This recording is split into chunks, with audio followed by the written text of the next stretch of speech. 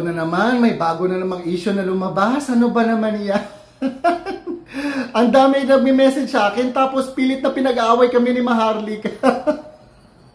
Hoy, hindi kami magkaaway ni Maharlika. Tapos may napapansin pa ako, ang daming nagsasagot. Nagsasagutan pa talaga kayo sa comment section, doon sa mga post ni Maharlika at saka sa mga post ko. So ito na nga ang issue. Ang followers ni Maharlika at ang followers ko, nag-away-away kung sino daw ang una nag-expose sa kaso ni Paulo Tantoco. Ano ba naman yan? Okay, sige, address ko kasi nakakatawa eh.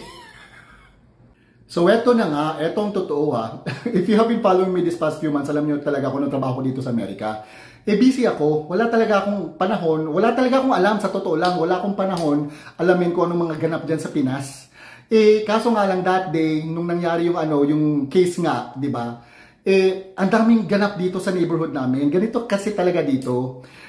Kahit gaano kalit ang emergency situation, pag emergency, isang batalyon ang pinapadala. May fire truck, may ambulansya, may police. So, ang dami talaga. So, normal yan dito. Kaya nung araw na yun, hindi ko talaga mind. So, I went on with my day, tapos nagtrabaho ako. So, wala talaga akong alam kung ano nangyayari. A day after, doon ko nakita sa feed ko nga, may namatay daw na Pinoy sa Beverly Hilton. Nag-investigate ako.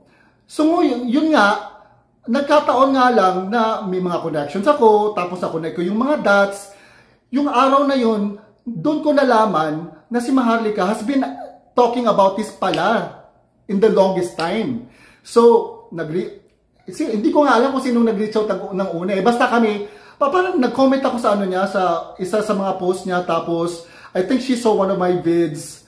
And then, yun, naging kami, mag-acquaintance kami. As a matter of fact, we've been talking, we've been calling each other, tapos nagte-text kami, wala kaming problema. So, wag nyo kaming gawa ng issue. As a matter of fact, ganito nag-schedule nga kami mag-dinner, coffee time, or lunch, kung isa sa amin, or at least mag-swap yung schedule namin, di ba?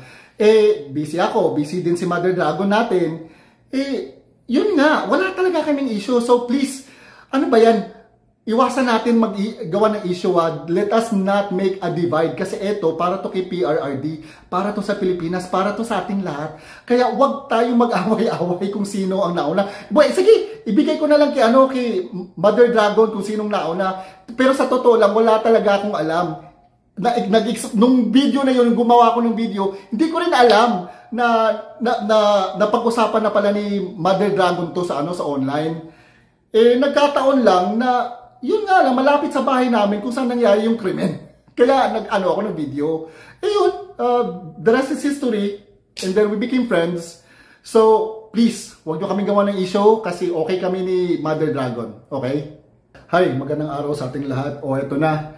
Ang dami nang nagme-message sa akin kasi gusto nila akong i-interview, tapos gusto na lang humingi ng kopya ng dokumento. Okay lang naman talaga sa akin, wala akong problema.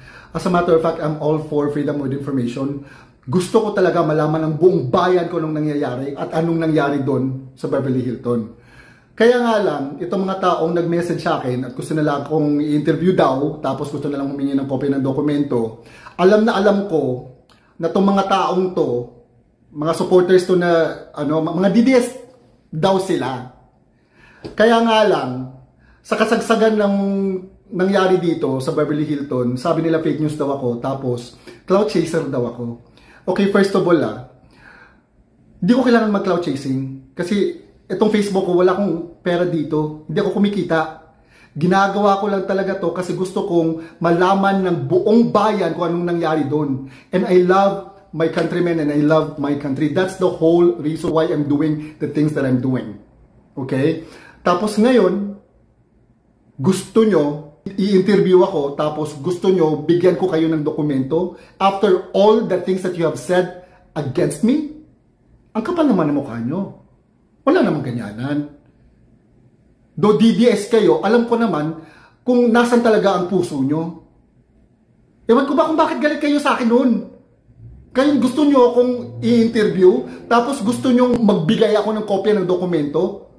Abay, hala, ang swerte nyo. Kung gusto nyo akong ma-interview, gusto nyong magbigay ako ng kopya ng dokumento, mag-book kayo ng flight sa Los Angeles, tapos hanapin nyo ako sa kahabaan ng Hollywood.